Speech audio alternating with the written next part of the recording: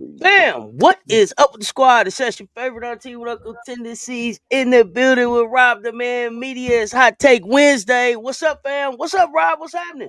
Man, what's happening? What's happening, man? Hey, listen. It's gonna be a great show today. Uh, salutes to my sister. You know what I'm saying? It's the fam, man. We in the building, man. Let's get this thing rocking, man. Shout out to my Man, sister, man. shout out, shout out. You got the WNBA behind you. Yeah, There's so yeah, yeah. much to talk about, man. We got WNBA, we got Unrivaled, but we gotta start with them Gamecocks because I ain't seen you in a minute. I Oh ain't seen yeah, you in a minute. yeah. We done went through the gauntlet. We done went through the gauntlet. We done went through the gauntlet. Everybody that they said was gonna be a problem wasn't a problem. What did you think about the gauntlet? What did you think about the gauntlet? Listen, anytime you can hold a team to shoot under 22% from the 3-point line, you're gonna win every time, right? When you look at LSU, when you look at Tennessee, both of them shot under 22% from the 3-point line. And the key thing was South Carolina got to the free throw line. And that's things that when jump shooting teams can't get to the free throw line, it's gonna be a long day. But one of the things that I love that I've been talking about consistently is stopping straight line drops to the basket. And defensively, everything that I talked about, what happened? They fixed it. You didn't see that many straight line drops to the basket. You didn't see the Biz getting in foul trouble. You seen Edwards step up. You seen Fagan step up, and really take their game and elevate their game to a different level. So man, it's just been a defensive clinic by South Carolina, which is helping them because the bigs are running in transition and making the game easy for everybody. And one thing that you love about this team this year with South Carolina is that nobody is overshadowing nobody, and nobody is taking more shots. It's a balanced attack. So any given night, you know what I'm saying, you got 3-4 people giving you 10 points a night. It's hard to beat that. Oh yeah. We didn't get to talk about Oklahoma. Now I know Oklahoma was one of the games we talked about. Reagan Beers coming in. What did you think about that game? I know we had talked before, and you were saying you didn't think that they were using Reagan properly. How you feeling about that now? It's just bad game planning. Like, let's just be honest. It's bad game planning. But I get what everybody's trying to do, right? No matter what, miss or make, we running, right, with South Carolina. We want to get them in transition to make them get bad defensive matchups. But they didn't take advantage of it, right? When they did get the bad defensive matchups, they didn't take advantage of it. So hats off, you got to put your hats off to South Carolina because they came in with the right game plan. Everybody, if you look at these last 3 or 4 games, everybody's had the same game plan. No matter make or miss, when we get the ball out, when the ball comes out, we're pushing the ball to try to get mismatches, to try to get easy shots. And what's happened? Everybody has shot under 25% from the 3-point line because everybody's trying to get threes and layups, and nobody wants to shoot mid-range shots. And so it's killed them. But when I think about the matchup with Reagan Beers versus South Carolina, I don't think she got enough touches that game to even be effective, right? It's one thing to throw the ball in just for her to create double teams, for her to kick it out, but they weren't even giving her opportunities. And also she picked up silly fouls. That played a part too. Like, you can't pick up those silly fouls 94 feet from the basket. You just can't do that. So it's a combination of 2 things, of picking up silly fouls. So now you got to come off the floor because now you got 2 fouls in the first quarter for no reason, right? Because you picked up 2 silly fouls it is what it is. You know what I'm saying? But she's been dealing with that all season with the cheap early fouls, and it's cost them some games. It's cost them the game against Texas. When they went up against Texas, they beat Texas. If Reagan Beers plays that game and she's not in foul trouble, sitting on the bench and only plays 9 minutes for the entire game, she beats them. So it's just a matter of the discipline, but also the SEC. They just copy each other, right? They see one person do it, the next person do it, and they think that's the way to beat South Carolina. What I tell people is you actually playing South Carolina playing that way because now you get them out in transition and the bigs are running and now they're creating pressure on you. So you got to understand if you can't win in the half court and you can't make 3-point shots, you're not going to beat South Carolina. It's just that simple. Look at who beat South Carolina. They won't beat us again. Who? They won't beat UCLA. They won't beat us again. Look what I said though. the only way you're going to be able to beat South Carolina, you have to make. Just go back to that game. What did UCLA do? They made 3-point shots. That's the only thing that can cause you problems, right? Because three is better than two. I think for sure at that point of the season.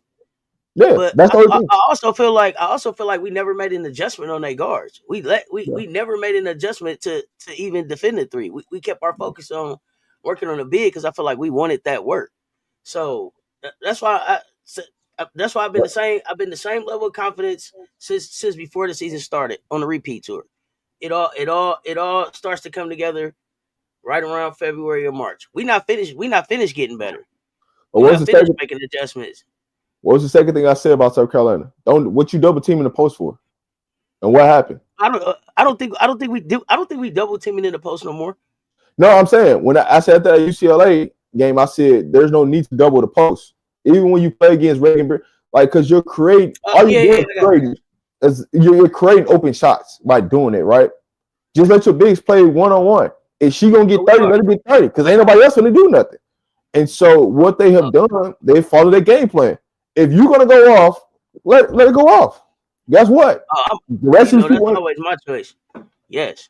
So that's what I'm saying. The only way you can beat South Carolina right now is you have to make threes. Because guess what? They're letting you play 1-on-1 in the post now. They're not doubling. They're letting you play 1-on-1 in the post. Is your post good enough to go get buckets? And as you've seen the recipe, no. Now some of it's been due to foul trouble of the opposite bid, but a lot of it is they ain't good enough in the post.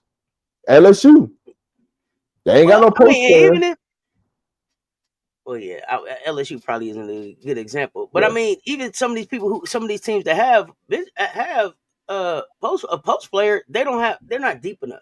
Nobody is deep enough to deal with what we bring in. yeah. Like, The only team that's deep enough it would be a UCLA when it comes to that thing. oh yeah, I'm not even Yeah. worried about them. But Yeah, outside of that, the depth is what's been getting people in trouble, right? Like I said with LSU, they got a lot of guards. But Morrow, what do? You know what I'm saying? Is oh you yeah, and don't it's different to have a lot of guards and then to have guards that can match up against SC's guards. It's yeah, one thing to say I got a bunch of guards. Okay, you got a bunch of guards, but what can they do with the guards that's over here? And then you yeah. got to put some respect on the name of the guards that's over there. I, You got to put some respect on their name. I mean, the thing that's really taken South Carolina to a different level has been Fuwali being able to guard the basketball, right? The Absolutely, effort piece. Not saying she couldn't. It's always been about the effort. And now that it's just maturity, yeah, for sure. but if she never if what happens early in the season and her getting benched and her getting called out for it never happens, do we get this version of this play right now? It's this is her journey. It's the same. We went through the same process last year. She got benched. She got better on defense. Part of it is just for Wiley understanding that she's a cheat code, but the cheat code starts with the defense. Her strength is her defense. It's not the scoring, it's not the passing, it's not the speed, it's the defense. It Fact. changes things, and so she's starting to understand that. But it's also Ashlyn being hurt. Brought on a lot of maturity on this team because Ashlyn herself is a cheat code. And so what I realized about the team is it's not that they couldn't, it's just that they didn't. Oh, especially on defense because Ash was back there. Oh, Ash, you get it? She's an eraser. She's an eraser. You have to understand who she is. And so now she's not back there. They know she's not back there. And they have to make the adjustment and be like, okay, I can't take any possession off. I got to defend. But when they But, do defend, it's scary. but the thing is, it's a gift and a curse, right? The curse was Ashton getting hurt, but the gift is the team had to be better defensively because they know when you got Ashton Watkins back there and you got a Joyce Edwards back there, they gonna clean up the glass. They gonna clean up. We can get in transition. Well, now you gotta really guard your person. Now it's different. You know what I'm saying? Are you gonna match the same energy? So it's Oh yeah. you know Joyce they Edwards though. yeah. So when you look at the season, all right, so far these last couple of games, what do you see coming from the South Carolina team moving forward? Wins. Wins. And the reason I say the wins is because we continue to figure it out. One thing about South Carolina, when you look at it, everybody's like the depth. Then everybody's like, oh, Fu Wiley. Then everybody's like, oh, Pow Pow. But really, y'all need to be scared of Joyce Edwards. That freshman coming. And she's something different. And nobody has anything like that on their bench. Nobody. You can look all across the United States. They don't have that skill set in one person the way South Carolina does. So that's what I see going forward. I think we were talking about it in the Discord, and I forget who said it. I want to make sure I give credit. I don't know if it was Bree Wayne, somebody. Y'all let me know in the chat. Joyce is trend. Her trajectory is potentially being the most outstanding player of the SEC tournament, and that's a problem for us to bring another freshman in there to be the SEC tournament most outstanding player. So as things move towards March and Joyce continues to get comfortable, I expect this to start stretching out on people. It's gonna look very, very different. What was the key thing I talked about from the beginning of the season? It's just confidence. When she get confident and she stop thinking and the game slows down, it's gonna be a problem. And what you're starting to see is the game is slowing down. She's not making those she's not making the mental mistakes. She's just playing basketball, playing freely. And that's all you wanted from her. But also is now is you got to get her the ball. It was like, where we put Joyce at. Now it's like, listen, Ashton not out there. So now you can just let Joyce go be Joyce. And she's not thinking, all right, I still got to get Ash involved. I got to do that. You just playing basketball freely. And that's what the thing that you love about it. Absolutely. Yeah, so and it was Gamecock fam. Thank you. Yeah. So I don't know, maybe SEC 6 Woman of the Year, but that's what I see right now. We added another cheat code, and it's fitting in well. But the thing I like the most right now is just the way we play defense. It all starts from the defense. It all starts from the defense, and we're locked in. But I'm looking down the rest of the.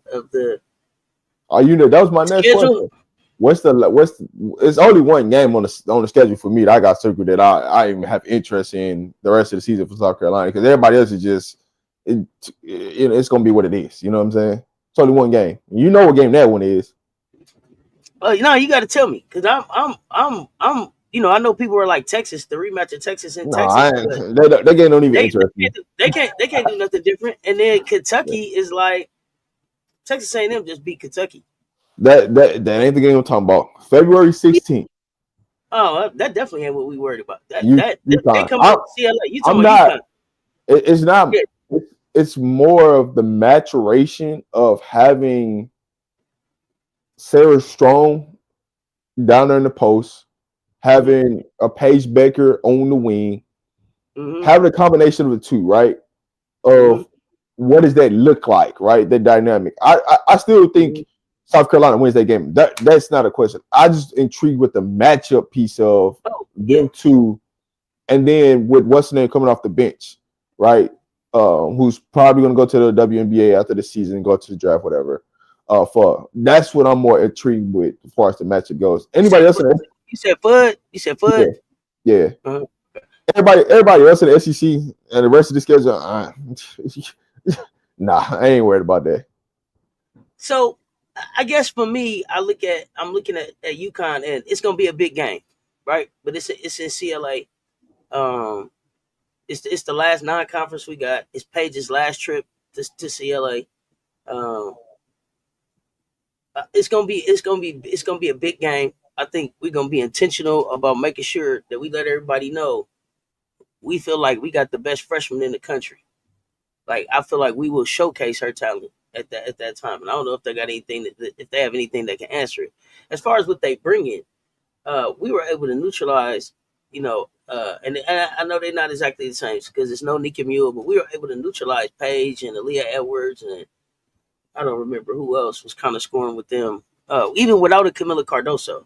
So yeah, the February 16th game, we're gonna be amped up. But it's more about just these two freshmen, one in 3 in the country, if you believe that, right? And seeing how they let's see. I think the way it treats me about the game is whoever that game's gonna come down to who wins the Freshman of the Year award. That's what I'm more intrigued about for that game between Sarah Strong and Joyce Edwards. That's why I'm You think he intrigued with still? it. You think he still have a chance? You think Joyce still have a chance at that Freshman of the Year award? The way she's playing right now, the way she's coming on, she's putting herself in the race. Okay. Okay. It's enough games to validate why she should be in the race. It's enough games. But Okay. that February 16th is what everybody's gonna look at. When Mm-hmm. she has to guard Sarah Strong or vice versa, what does that look like? Right? And that's gonna validate, all right, that's pretty much in my eyes validates who's gonna get the freshman of the year award. Okay. I mean, I'm glad to hear you say she still have a chance. I mean, Yeah. just as a Gamecock, I always just they don't give us individual awards anyway, so I don't even worry It's about too many games left, right? Because you haven't even they don't play till February, right? You got the whole month of February until it. you get to March. So it's enough games, but Joyce Edwards just got to keep showing progression, which that's what she's doing, right? She can go out and average 15 and 9. That's gonna put her in there. Because you got to think about it. They're gonna discredit Sarah Strong, her playing in the Big East. They're gonna discredit those games. Okay. So, and a lot of those games are going to be blowouts. So she's not going to get the numbers that she should be getting because a lot of the games are going to be blowouts. She's not playing a lot of minutes.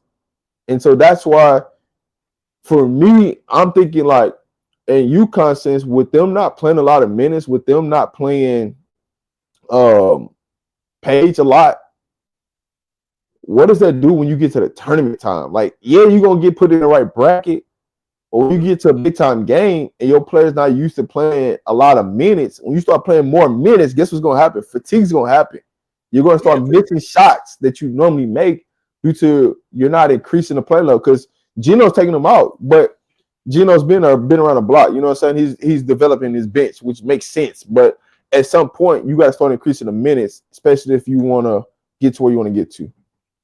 So, question, and I'm happy to hear you say that. That there with half of the SEC, uh, conference play left, that she has a chance to still get in this conversation. But what about those other freshmen out there? So I'm like, she's not averaging enough points. There's a Michaela Blakes. I think Michaela's averaging like 20 points. You At got Vandy, yeah. Tatiana at Louisville leading that team. And it's not even necessarily the number of points, but also like the number of minutes. I feel like they give a lot of credit to how long you play versus they'll look at Joyce and be like, she's not getting a lot of minutes, but she's scoring 17 points in 18 minutes. But then you got like Jelani Cambridge over there at Ohio State. You got Kennedy Smith down there at USC. Like, to me, I just feel like I they'll know. find some other freshman to give it But to beside Joyce. here's the thing. So when you look at like a Kennedy Smith, you could discredit her. I'm not gonna say discredit, but they're gonna take away because you got a Juju, you got a Kiki, right? So there's gonna be some headlines taken out of that. You got the freshman at Vandy. That she's balling. Like I get what it is. She's balling, but what does Vandy finish at? Because you got to think about that. That comes apart. Where do these teams finish at, and how much of an impact do you translate to wins? Mm-hmm. And so when you look at the eye test and who's voting, right? Yeah, they're gonna discredit Joyce because she's coming off the bench, but her impact is a lot higher. When you naturally just watch a game, her impact of what she's doing in the game is a lot higher than what some of these other freshmen are doing in the game. Mm-hmm. And so the eye test comes to it, but also it's who's voting. That's really what it comes down to. Yeah, that's where I think. I could tell you, I could make a argument for every freshman, and I could make an argument for Joyce of why she should win it.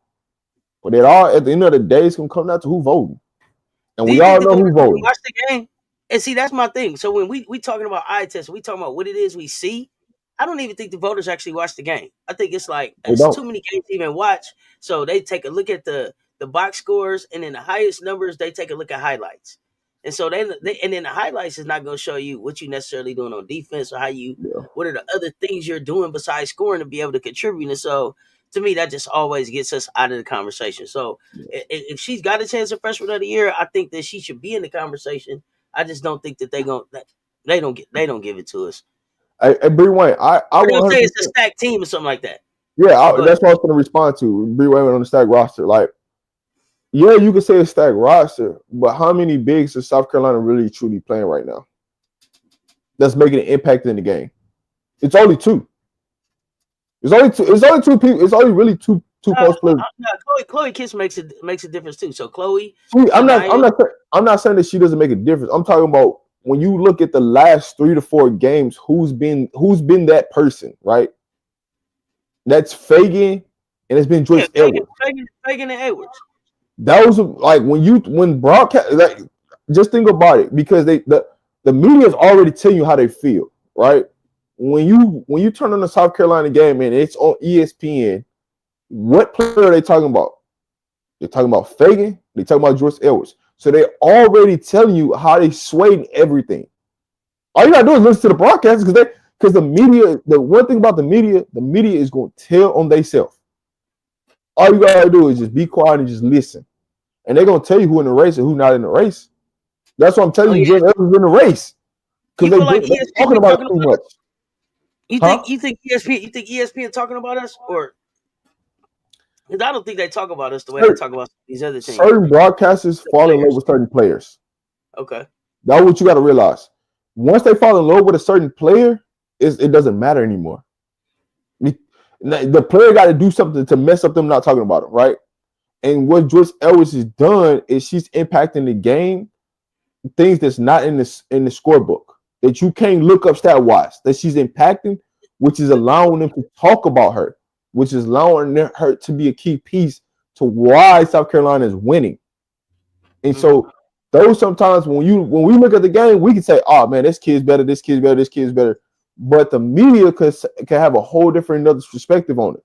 And so sometimes if you just sit back and you just watch the game and just listen to the commentary gonna tell you what it is. The prime example, right? I can give you Travis Hunter for Colorado. Mm-hmm.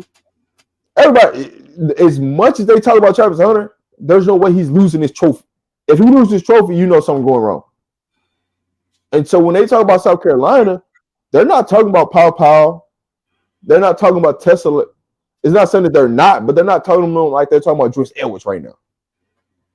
And See, that's I the don't feel like difference. that. I don't feel like they're talking about us like that. So if you hear them talking about us like that, okay. I don't. I feel like we're disrespected. I feel like we are one of the as us and LSU is two of the most disrespected defended champs I've ever seen. They're not talking Yeah. about us like they should, right? And then when you talk about SEC Freshman of the Year, Joyce, I don't even know if she was considered in that conversation.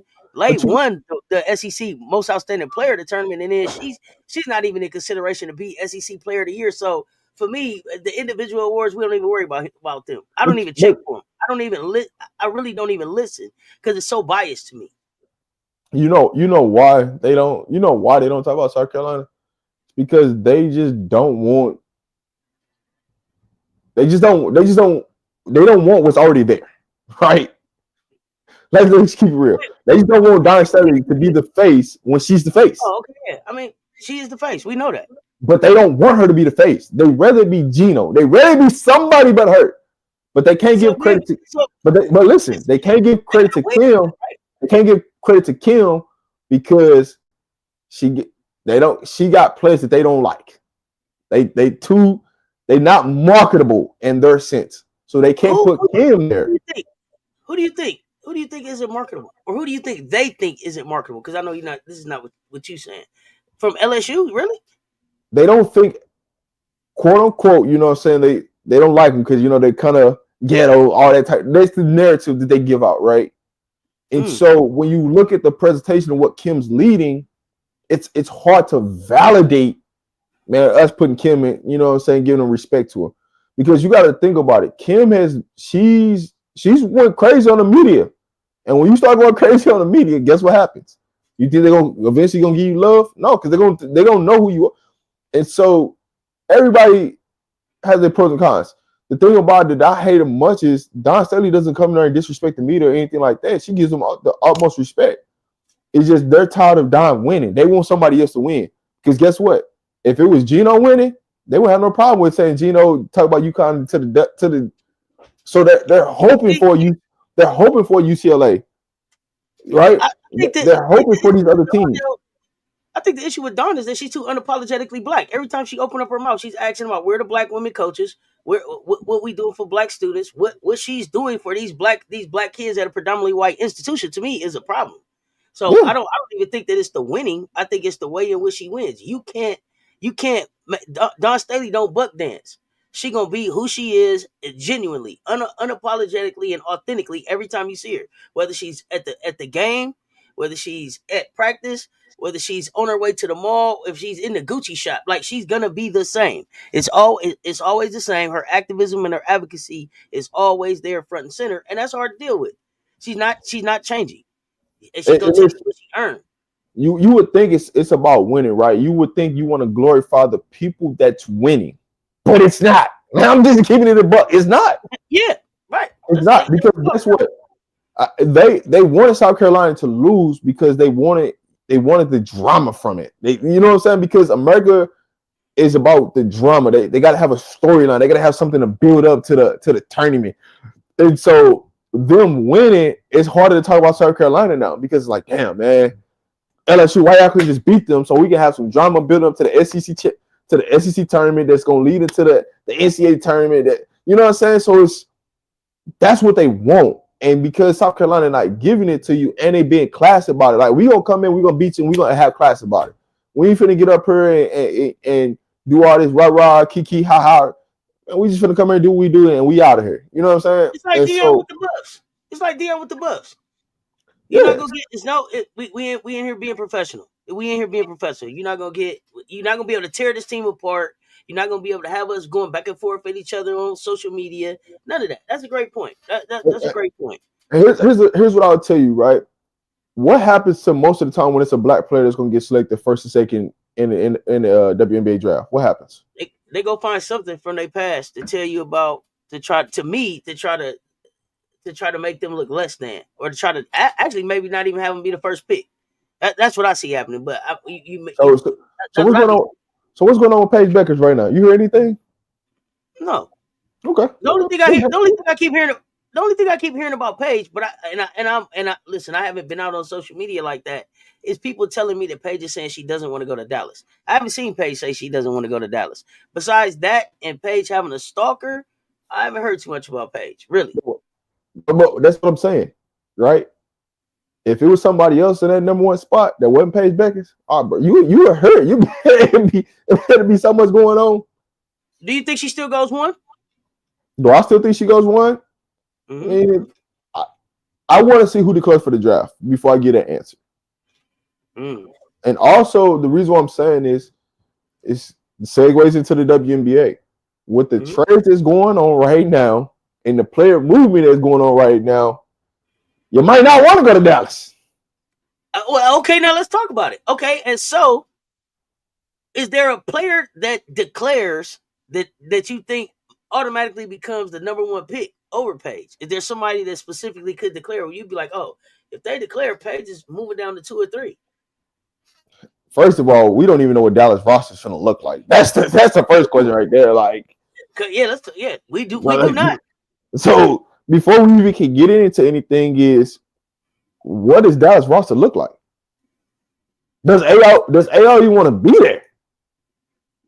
Not saying that she's came out publicly and said it, but if you're looking at the player movement right now, AL, you sure you don't want to move? You sure you don't want to go somewhere else? Can they push those narratives?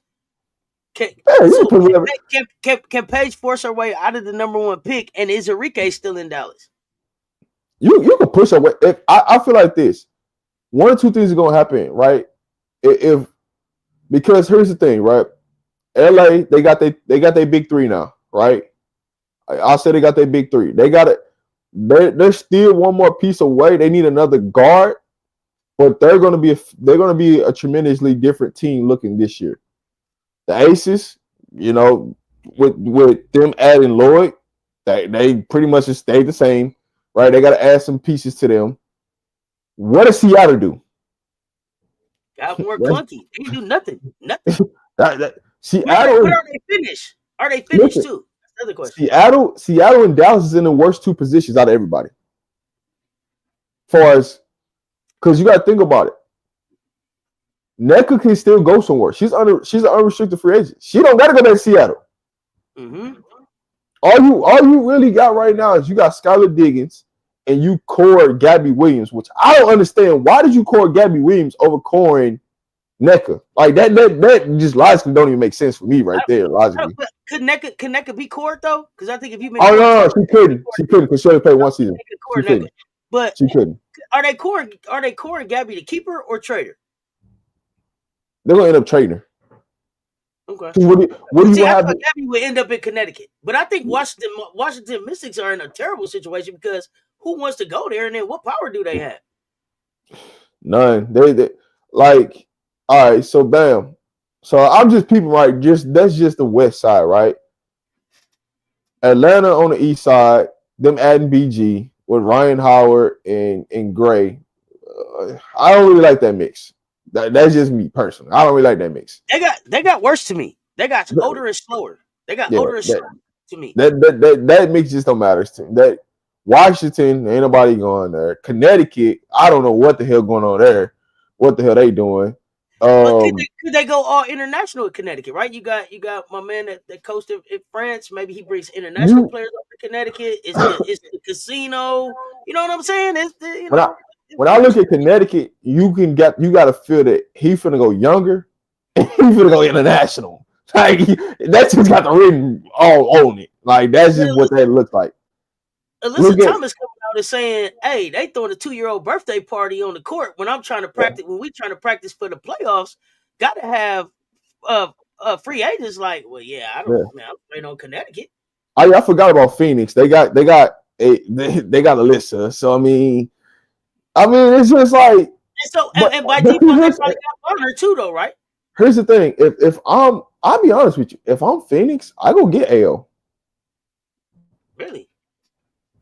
AO with Copper and Alyssa?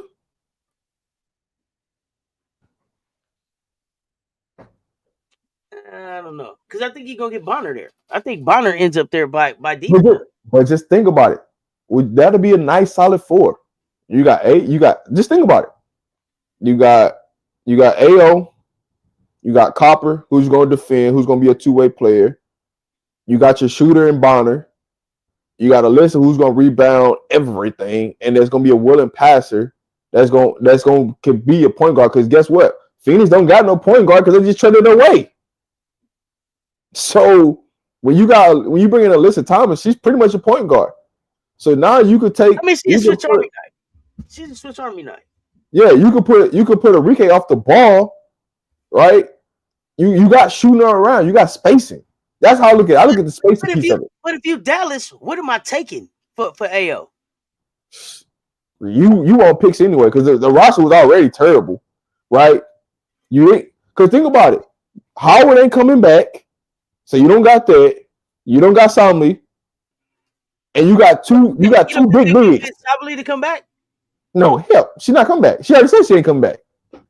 Okay. She already said that. She said she's done with Dallas. And then you got two big bigs, like 6'4", 6'5". Oh, Kalani and T and yeah, you got two big bigs, so you got no guards. Outside of AO, there's nothing there.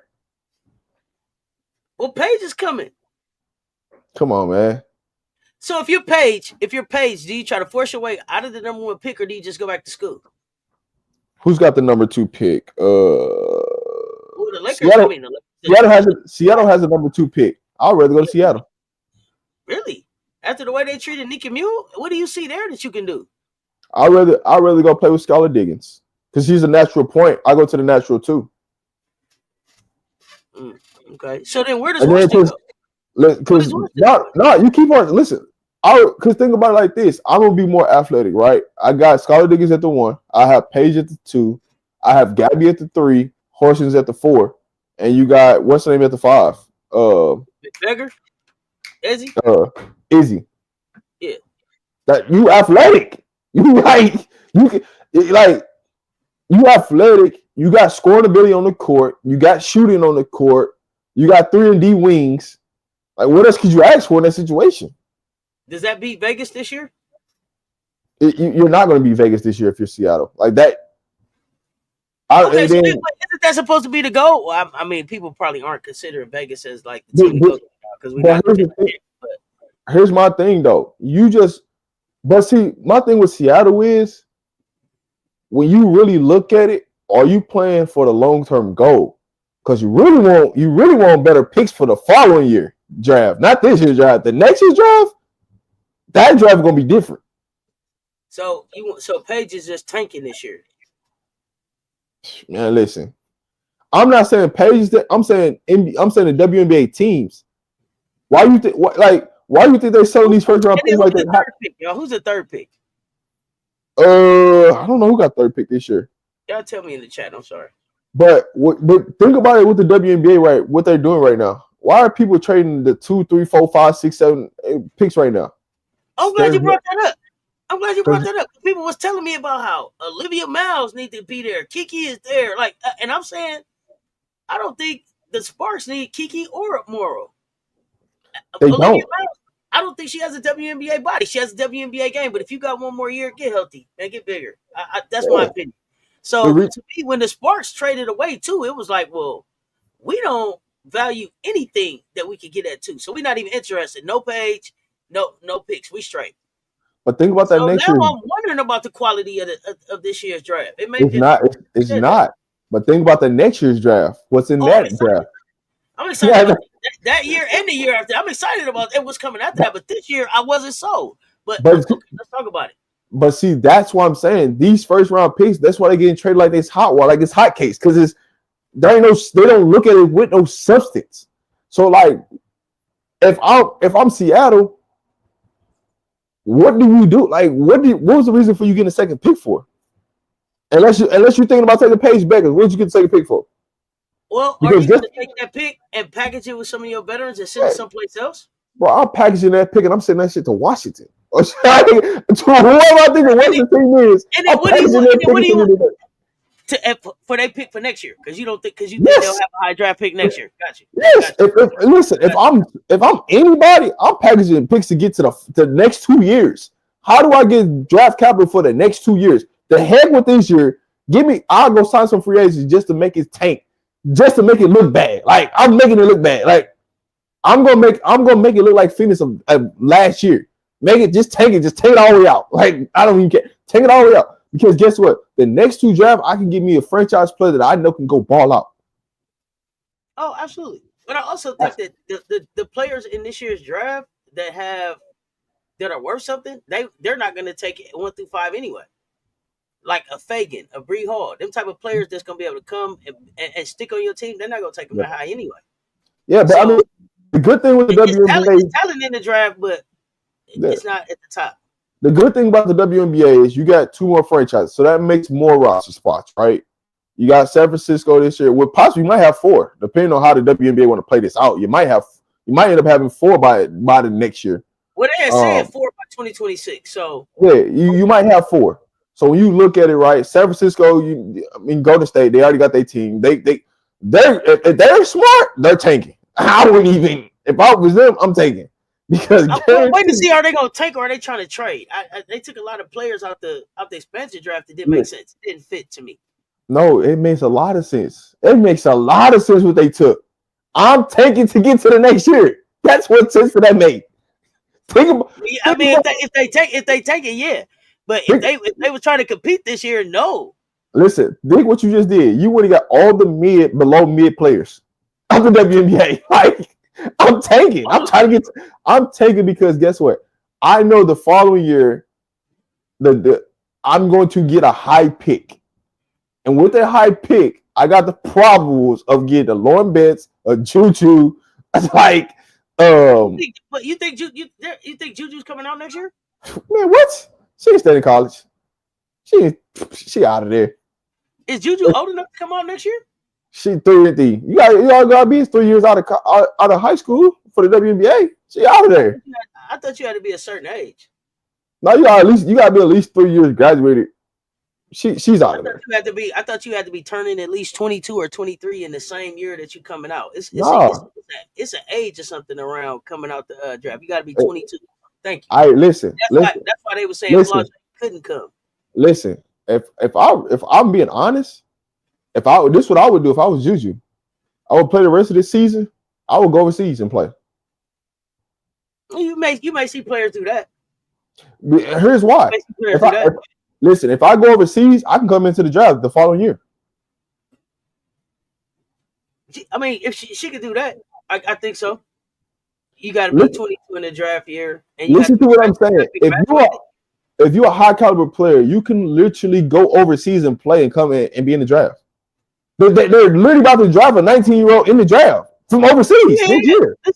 They was talking about this. I've heard content creators talking about it. It said it's not fair that international players can come in at 19, but U.S. born players can't come in at 19. I don't want to see a whole bunch of people coming to the WNBA at 19. I'm not interested in it. It's Listen, too I'm I'm basketball. not saying I'm not saying that she will do that, but if I was her, I would go overseas just to get to the WNBA. But also, you got to realize there makes no sense to do that because the money that you can make in college, it Yeah, just it doesn't make sense. Juju has a nerd wallet. She don't have to go Yeah, over. She's not going overseas yeah, for money. yeah. It would just be to get to the WNBA. But Now, the with you the there may expansion be of the some players WNBA, that works for it though. yeah, That maybe some players in college that hey, you're not really getting that NIL like that. Maybe you should go overseas. there's a couple of players I'll be like, man, go overseas, you get more money. Because one thing about overseas, they will play the ladies. I ain't gonna tell you a lot. They gonna pay the ladies to play over there. You may not get it in America, but you go overseas, you can get the money. You can be in the WNBA the following year. Oh yeah, and Aisha, it's not about the W going anywhere. That's not my point. Yeah, My point about the NBA and players going early tore that up. Look at the quality of it. When was the last time people really tuned in to NBA basketball? And they tell you that they don't because who do you follow? I'm not loyal to anybody. So yeah, I feel like being able to go into the league early tore that up. Yeah, you can make money or more money overseas depending on who you are. Juju's not gonna make more money overseas. yeah. She. I want people to get this. Juju don't need the money. I'm just throwing out a hypothetical idea out there. If you was like for me, if you was done with college, you feel like, man, I can't. There's nothing in college I can grow my game. I can go overseas and make the money, make more money, and grow my game, and I could be in the WNBA draft. That's there's always a loophole in everything. What you're going to see the WNBA do because of the expansion of the league, they're going to drop the age limit. Okay. But I mean, and we gonna see. We're gonna see this go. This should be coming out in the next CBA. This is why all this is important right now. yeah, the reason why they haven't dropped it yet is because think about it, if you're a first round pick, you're getting cut. You got to have a backup plan. And that's why they want you to be 22. That's why they want you to be graduated from college because there's not enough jobs. But guess what? When you expand, there's jobs. So what's going to happen in return? We got to drop the age limit because we got to have better product in the WNBA for us to be profitable. So that's what's going to happen. I don't think that's what's going to happen when they expand the roster. I think when they expand the rosters, they're going to do like the trend will continue, and we'll continue to see international players drafted in the first round, taking those spots that U.S. players would have played anyway. They're going to go overseas. We get ready to go overseas, and then the players who have been overseas are getting ready to try to come back and get some of these expanded jobs that they couldn't get the first time around. So it's going to be super competitive to get in the dub. You're going to have to be hurt. But here's the thing though, if you're a smart person, if I can get somebody at the age of 19 with less mileage that I can mold into a player than getting them at 22, why wouldn't you take that? Because it's only a certain number of 19-year-olds that you're gonna be able to really have come into the dub and make an impact. Right what's the difference? But here's the thing: what is the difference between an overseas player and an American player? Overseas players have been professional since they were 6 years old, probably. So this is why they're bringing them over because they've already been professional. So what I'm saying is, when you look at the skill set, like just per skill set, an overseas player at 19 is going to be more polished than an American player because they've been using their talents for so long that they haven't had to work on their game. Versus a kid that's had to work and mold their game. Guess what? I know what I'm gonna get from an overseas player, a person that can pass, shoot, dribble. I don't know if I can get that from an American player. They might be able to shoot, but they can't dribble. They can't get shots, right? That's why I say when they can't shoot.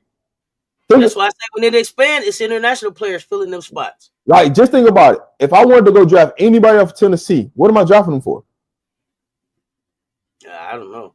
You just I I'm Not, only not drafting. right now, I'm unless you only get. right. I'm only drafting them because they're athletic. They can defend. You can't shoot. You're having a hard time dribbling. Right. The game is more physical in the WNBA than it is in college.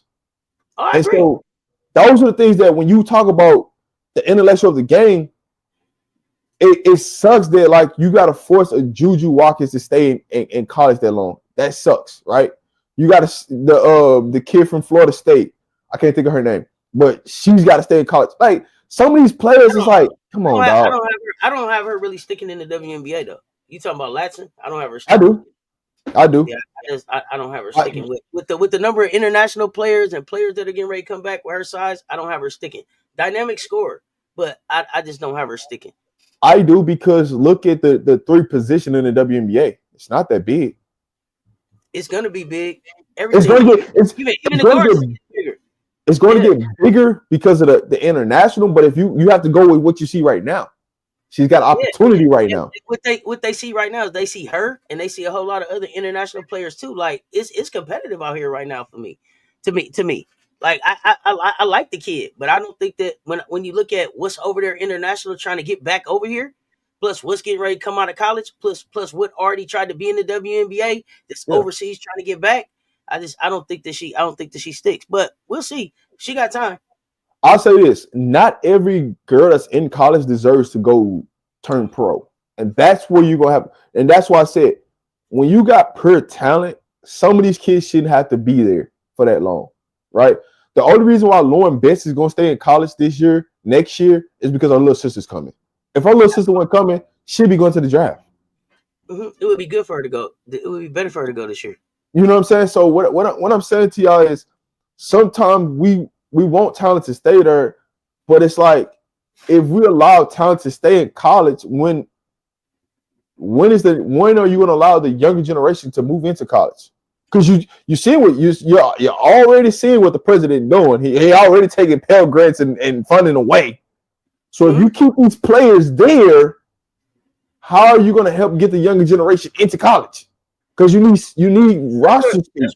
That's where that NIL money comes. That's where the NIL deals come. That's where your NIL is paying for you to go to college. I think Dion was talking about he had kids that he couldn't get on scholarship, that he had to get NIL deals to be able to pay until he could move them to a scholarship. So Yeah, now we finna really get to the survival of the fittest.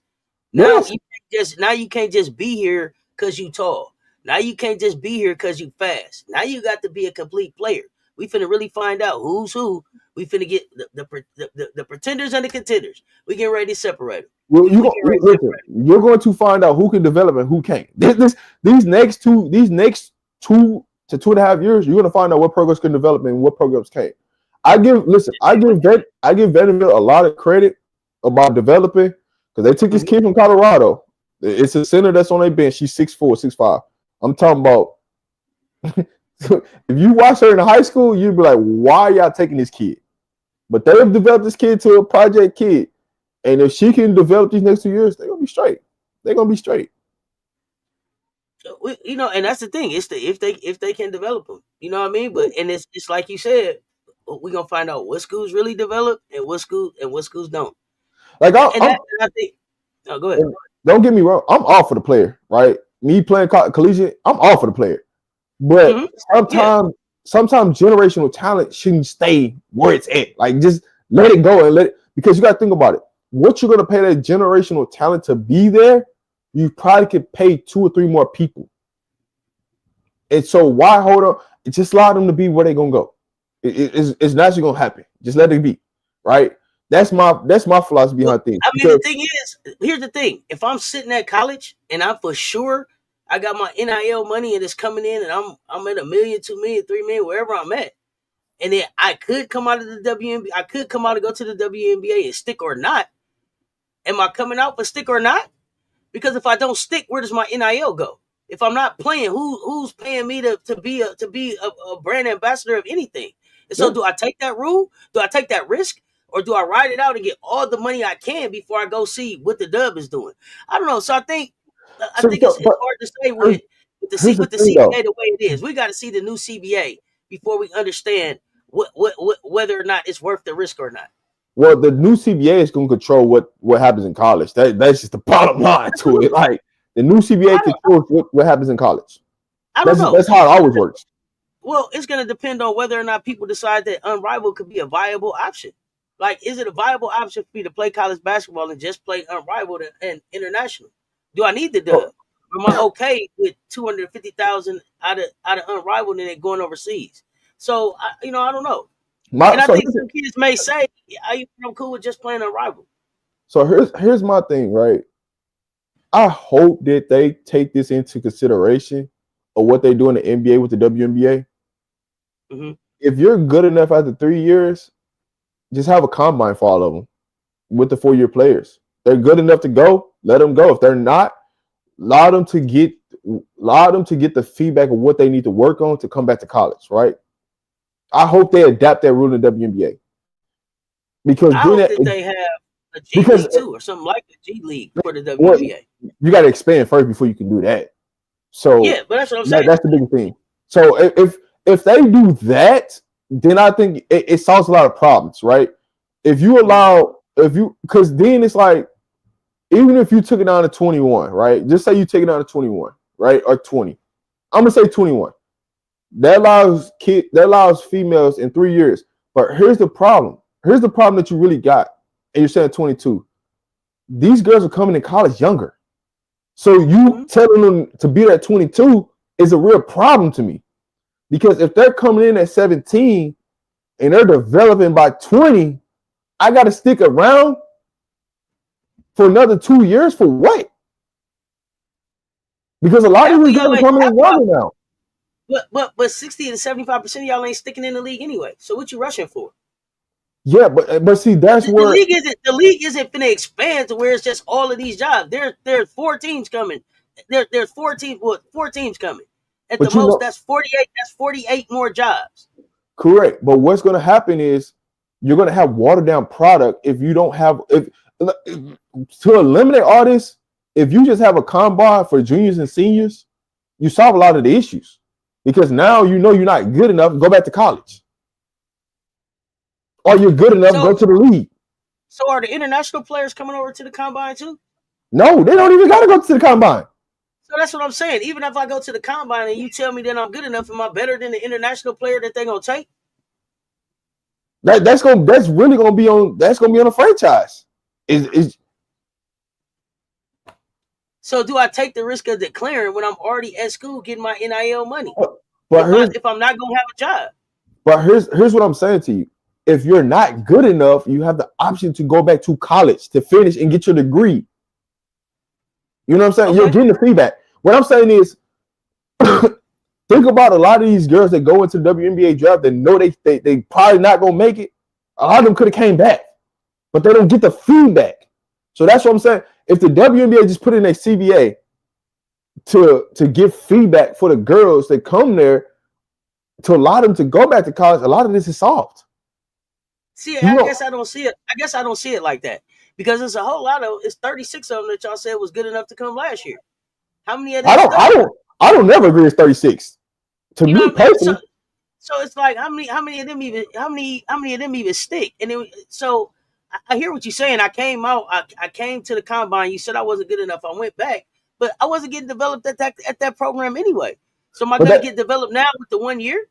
But listen, that gives you options, right? Because now I got 1 year. I know my coach couldn't get it done. I'm able to go to the transfer portal, right? To go to a school that possibly can develop me based on the track record that they have of players in the WNBA. I guess for me, I don't think players should transfer after their 3rd season. I don't think you should transfer for your 4th year. Why not? Because I feel like you have to get there. You got to get acclimated to where you at. You got to learn their system. You got to get used to those players, and then you got to try to develop as well. I just think if you're gonna transfer, you should transfer by the end of your sophomore year and go have 2 years in the program, or it's not worth transferring, in my opinion. What if they fire your coach? Then what? If they fire your coach, then they consider it. But most of these people that's in the portal aren't in the portal because their coach got transferred. They're in the portal because they're trying to get more playing time or play the position that they want to play or looking for more NIL money or something like that. The people that are in the portal, 1,000 people didn't get in the portal last season because their coach got fired. Well, what To I'm me, saying that's to you, not the main reason that they're getting in the portal. well, what I'm saying to you is a lot of these coaches ain't even lasting in 3 years. So your coach is gonna be gone by the time you talk about get to that third year. Your coach is gonna be gone by then. I guess the programs that I'm talking about, they ain't changing. They're not switching over Right, coaches every right. 3 years. You're just talking about the blue. You're talking about the blue bloods. I'm talking about the Yeah, non-blue bloods. I'm talking about the programs that. How many non-blue bloods really put players in the league though? That stick. There's been more success of non-blue blood teams right now than there's been blue bloods. Really? I mean, I don't know. Give me an example. Who are you talking about? Because who? All right. So how many players have South Carolina is really stuck in it? Like I'm just being honest, right? When you look at South Carolina, how many players have really stuck in the WNBA lately? Right? I'm not sure, but I guess I'm trying to figure out what non-blue blood. Tell me the non-blue blood program. You got Iowa. You got Iowa. Iowa's got some players right now, and over the last couple drafts that's in there. Do they have more players than South Carolina has in there right now? Because I think we got double digits. I think we got double digits. Over the last three drafts, Iowa has more players in the WNBA than South Carolina does. They stuck. Yes. Okay. Over the last 3 years, but yes, over the last 3 years. I'm talking about the last 2 to 3 years, right? When you look at LSU, all they got is what? Angel Reese. They ain't really got nobody outside Angel Reese. Notre Dame has been probably the school that's been producing the most collegiate players that's like stuck in the WNBA. Duke ain't really been doing nothing. Yukon, but they ain't really produced nothing lately. So when you talk about have any non-blue, who are the non-blue bloods that's sticking? You said I would put a. What I'm telling you, when you listen to what I'm saying. When you talk about the blue bloods, the blue bloods really hasn't had anybody that's stuck in the league, like what you're saying. So that means non-blue bloods has been lasting. Who are they then? Like if we go through the draft, right? You got Stanford. I mean, when I'm looking last year, it was Rakia, it was Camilla, it was Peely. Maybe Peely's not a blue blood, but I mean, Caitlin. You got Stanford. Stanford's not a blue blood, so they got. That's still a big program for women. I would consider that as part of. I don't consider them as blue blood, but if you do, that's fine. That's fine. But I wouldn't even take. I wasn't even taking them into consideration, right? I didn't take them. Okay, so I just keep them in the middle. But out of the people that I just named from last season, what's the non-blue blood that's stuck? Caitlin? Caitlin Clark. We ain't gotta talk about that.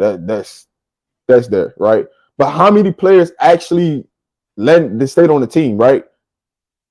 Because you got about the draft period. You got Colorado's got a player that plays for the Liberty, the point guard. Mm-hmm. You got Baylor. Did she play for real though, or was she on the bench? She's on the bench, but she's in the league. She's in the league. She's stuck. That's all I'm saying.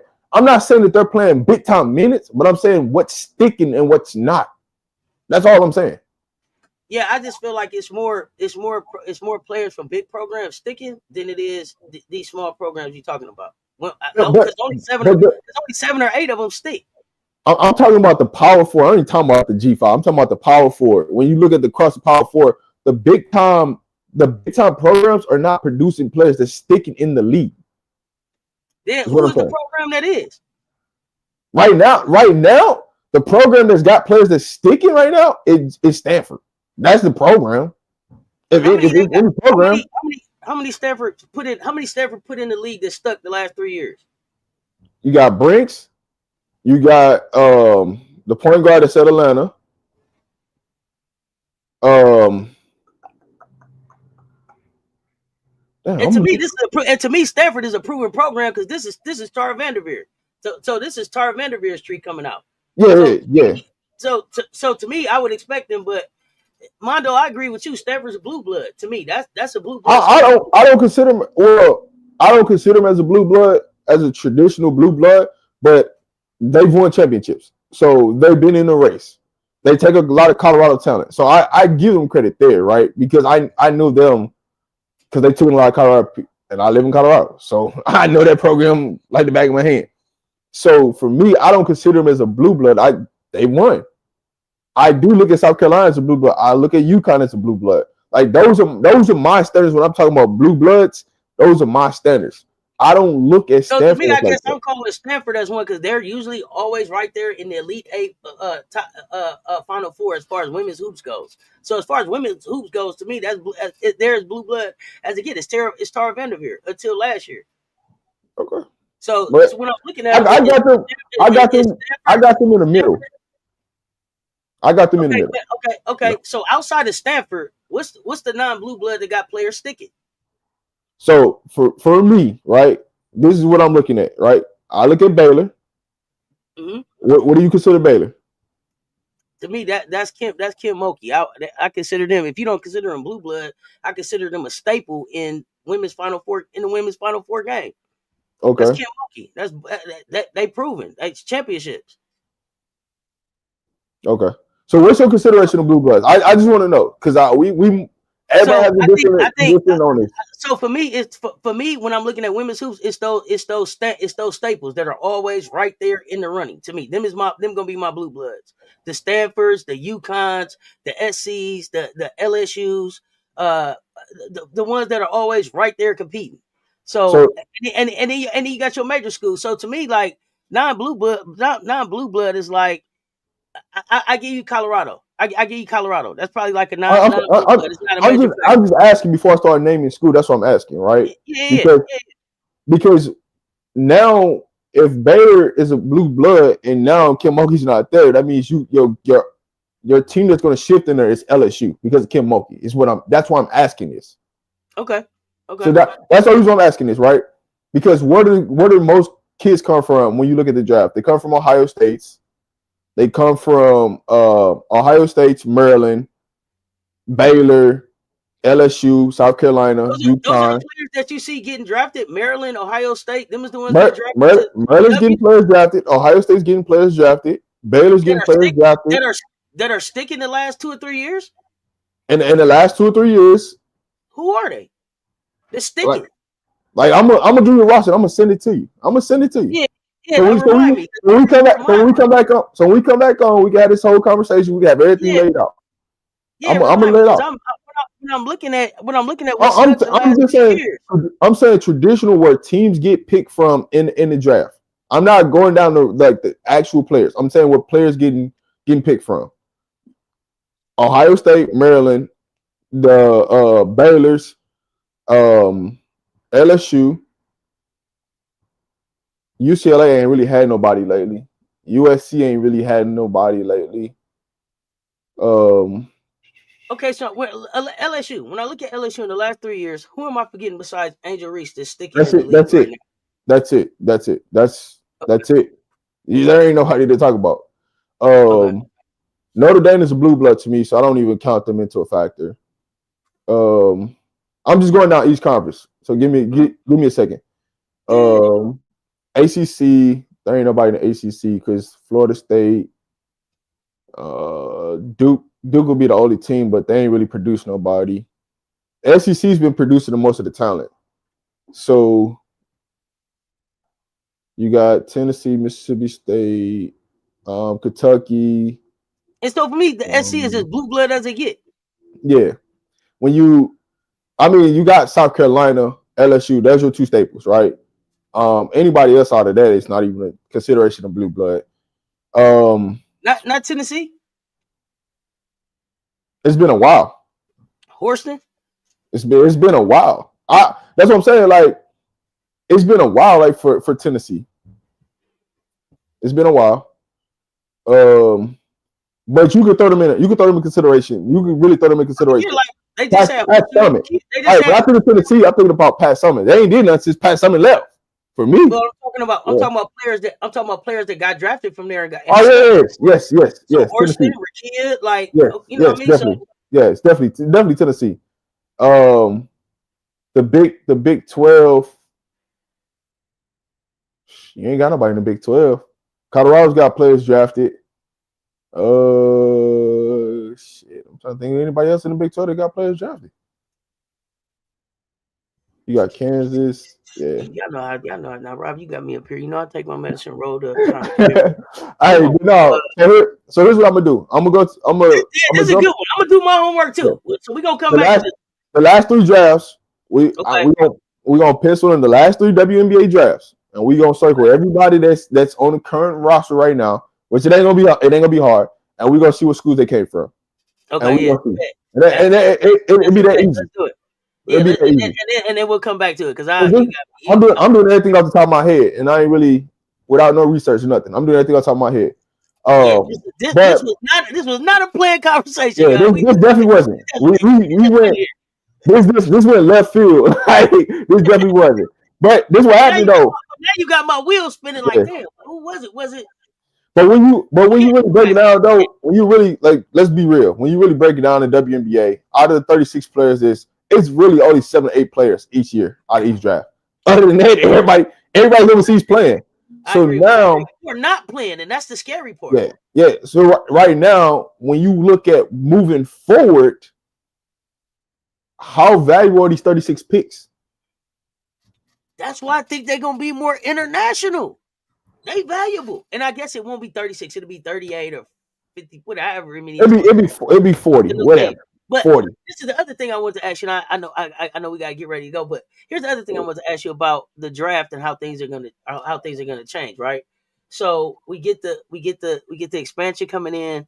We get the international players coming in. Um, The and crazy, then we got go ahead. here's why international has to come in, because you taking the team to Canada. Who the hell want to go play in Canada? Right.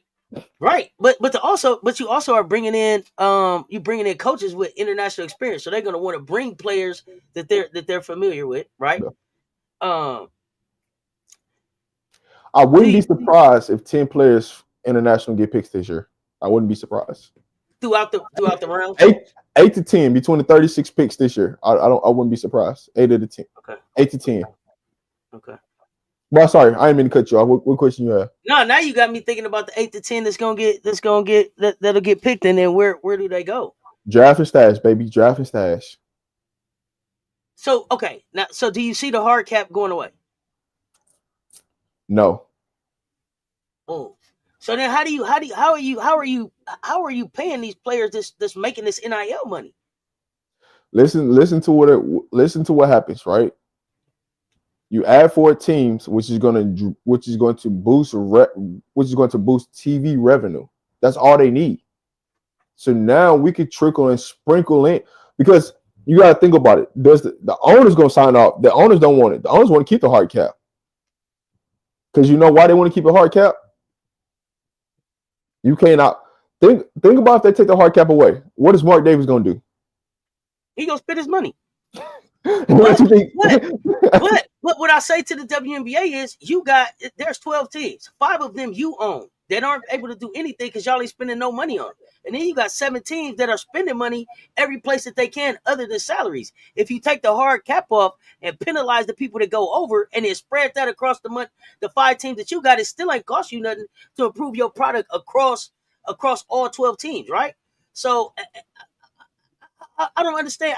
To me, I don't understand why they want to say the point is staying locked in at the hard cap. I'm just saying. I'm just because it makes it competitive. So another team can't really offer you more money. It's just all thing you can do is I get to change locations. I get the same amount of money. That's really it, right? Mm-hmm. And so the TV revenue is going to generate that to pay the players. What the WNBA is trying to do is they're trying to control the biggest margin of how they can make the most money out of the situation, right? The owner's like, well, shit, if y'all gonna do that, we get a piece of that pie, but we want to pay the players as less as we can pay. So now our wins to loss probability is just keep going higher and higher because we're gaining more money. The players ain't gaining nothing, but we're gaining more money because we're gaining money on TV, ticket sales, and things like that. But But the I one thought thing is, TV money's locked, right? huh? They already signed. They already signed a new TV deal. Right. But that's with the expansion of the new teams. But guess what? That's with them adding two teams. What happens when they add two more teams, So you right? think they'll be able to go back to the table They can go back to the table because Okay, we got a bigger footprint. Because I the got goal is to get the footprint in Canada, right? So now we get the footprint in Canada and we can put a decent team up there. Just put a decent team up there. That's another big footprint.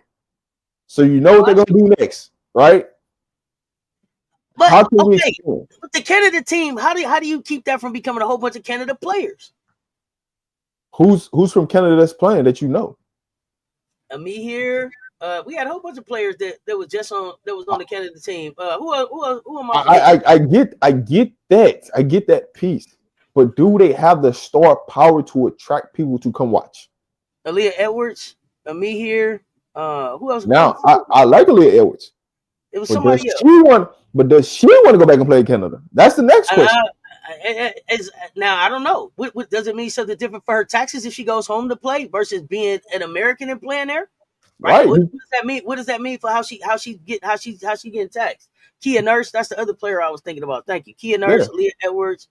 So look, Canada got some talent over there. Silas Swords is from Canada, right? No, I'm not saying that they don't got Toby talent. Fournier.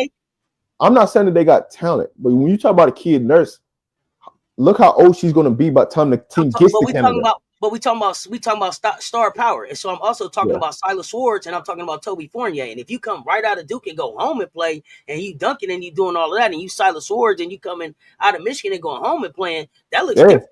That Yeah. sells tickets. That Yeah. moves all around Canada. Yeah. Got here exactly, yeah. Gibbs from BYU too, like Canada, and we talking about Canada, and we naming these players. And the other thing I couldn't figure out from Canada was with all the talent that they had, why their Olympic team looks so crazy. Because they don't. Here's one of the things you'll learn about Canada. They don't want to play their young talent like everybody else does. Okay. They want the veteran lead. Listen, the veteran can only get you so far. But if you got young talent, let your young talent lead you and sprinkle in some veterans. You're gonna win more. I agree.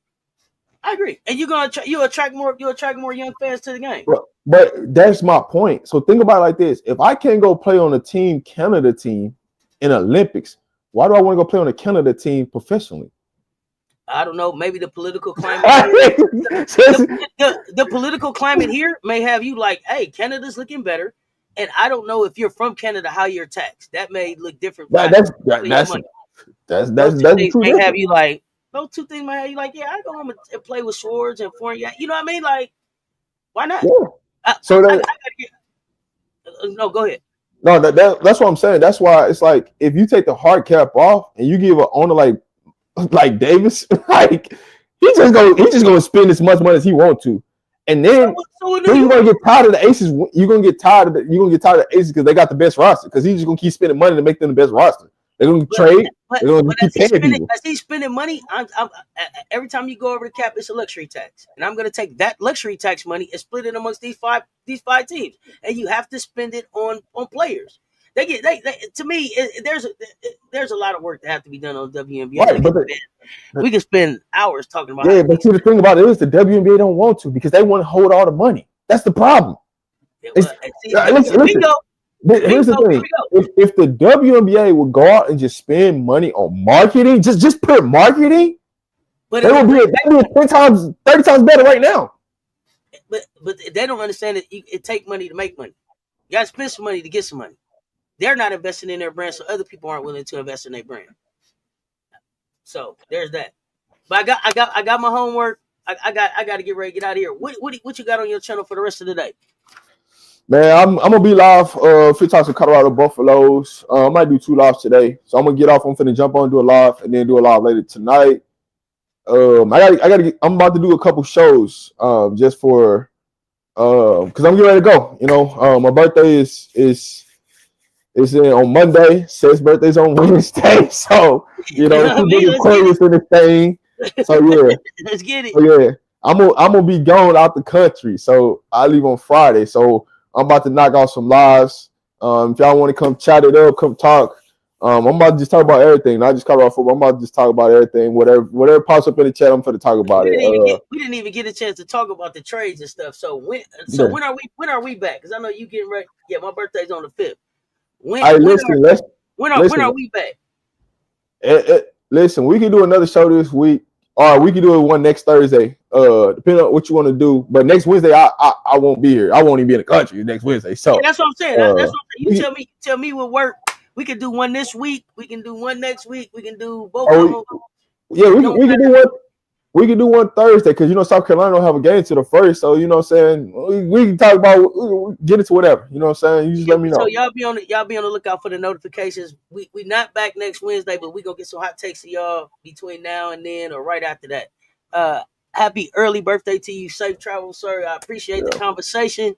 Y'all know what it is. Run them likes up on both platforms. Make sure y'all following Rob the Man Media. And until next time, y'all know what it is. Y'all stay tuned. Talk soon. We out.